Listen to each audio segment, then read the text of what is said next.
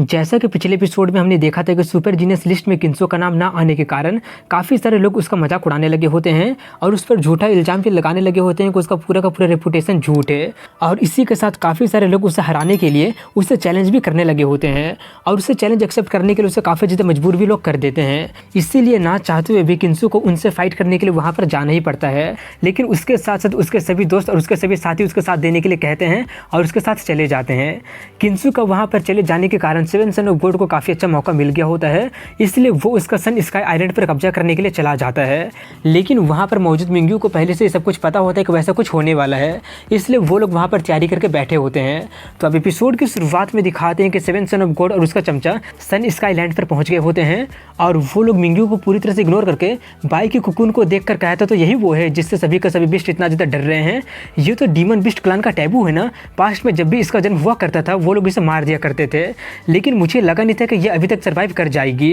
तभी seven son of God का चमचा मिंग्यू को वहाँ से भगाते हुए कहता है कि अगर तुम लोग मरना नहीं चाहते तो यहाँ से जल्दी से भाग जाओ।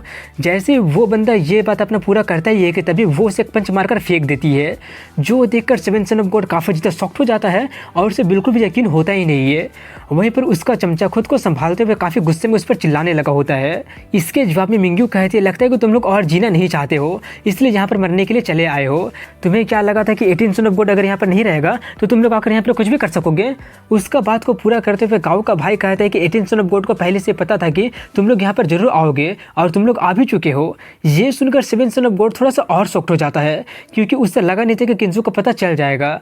वहीं पर गाँव का भाई अपनी बात को आगे बढ़ाते हुए कहता है कि ऑफकोर्स 18 सन ऑफ गॉड बोला था कि सेवन सन ऑफ गॉड बहुत ही ज़्यादा कनिंग है, हालांकि वो पिछली बार मारा गया था लेकिन वो अपना सर्टिफिकेट को नहीं दिया है, इसलिए हमें पता चल गया कि तुम अपने मौत का दिखावा किए थे। उसकी सभी बातें सुनकर सेवेंथ का दिमाग काफ़ी ज़्यादा खराब हो गया होता है और वो काफ़ी गुस्से में कहता है कि अगर किंसो ये गेस कैसे कर सकता है। वहीं पर मिंग्यू आगे बढ़ते हुए उससे कहती है कि पिछली बार तुम अपने मौत का दिखावा कर दिए थे, लेकिन इस बार अब जबकि तुम यहाँ पर आई गए हो तो जिंदा मैं तुम्हें जाने नहीं दूंगी। उसकी बातें सुनकर सेवन सन ऑफ गॉड कहता है कि तुम 18 सन ऑफ गॉड का साथी होने का वर्दी हो क्योंकि तुम भी उसी के जैसे बिल्कुल काफ़ी ज़्यादा एरोगेंट हो। तो क्या हो गया अगर वो मेरा प्लान को गेस कर भी लिया है तो तुम सभी के सभी लोग काफ़ी ज़्यादा एरोगेंट हो। क्या उसे सच में लगा था कि तुम्हारे जैसा चूहा बिल्ली मेरा मुकाबला कर लेंगे। उसका बात पूरा करने से पहले ही उसका चमचा हमला करने के लिए आगे बढ़ते हुए कहता है कि आपको कुछ करने की जरूरत नहीं है क्योंकि उसे हराने के लिए मैं ही काफ़ी हूँ। लेकिन उसका भी कोई फ़ायदा नहीं होता है क्योंकि वो फिर से उसे एक झापड़ लगाकर मार के फेंक देती है और इस बार वो पहले से ज़्यादा ताकत का यूज की होती है जिससे दीवार से टकराने से वो दीवार ही टूट जाता है। उसका ताकत देखकर सेवन सन ऑफ गॉड फिर से काफ़ी ज़्यादा चौंक जाता है, लेकिन फिर भी मुस्कुराते हुए कहते हैं कि अगर तुम स्ट्रॉन्ग नहीं होती तो 18 सन ऑफ गॉड तुम्हें कभी भी यहाँ पर छोड़कर जाता ही नहीं।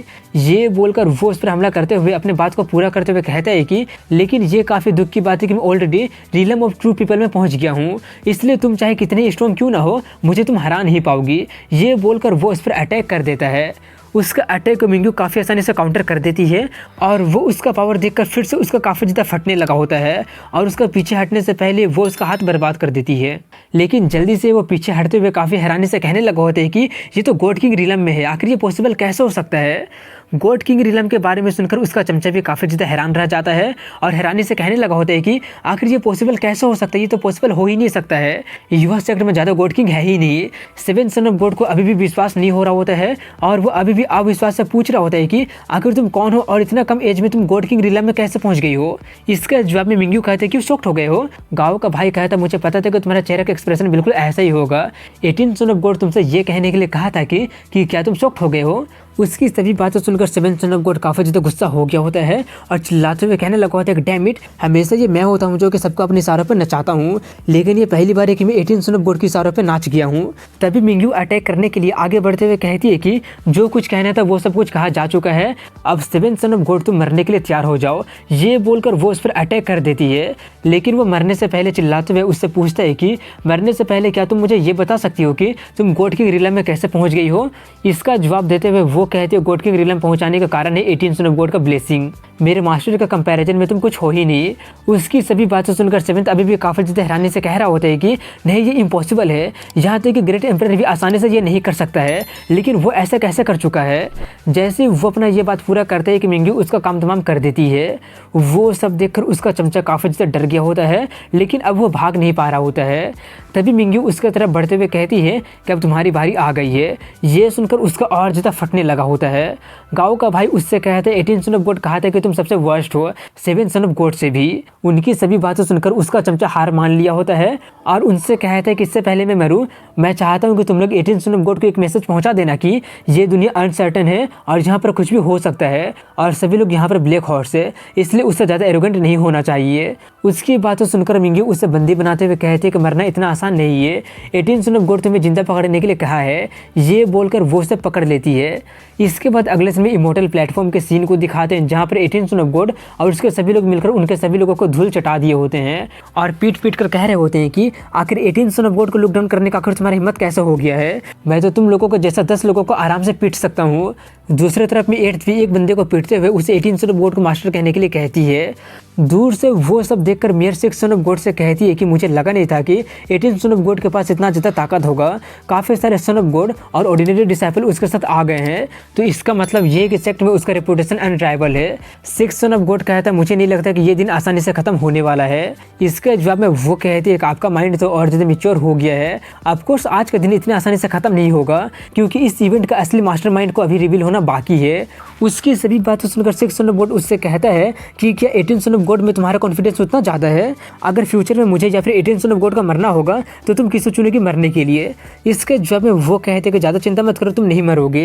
ये सुनकर वो हंसते हुए कहते हैं कि तुम्हारी बातें सुनकर मुझे क्लियर आइडिया आ गया है। ये बोलकर वो किंसू की तरफ बढ़ने लगा होता है।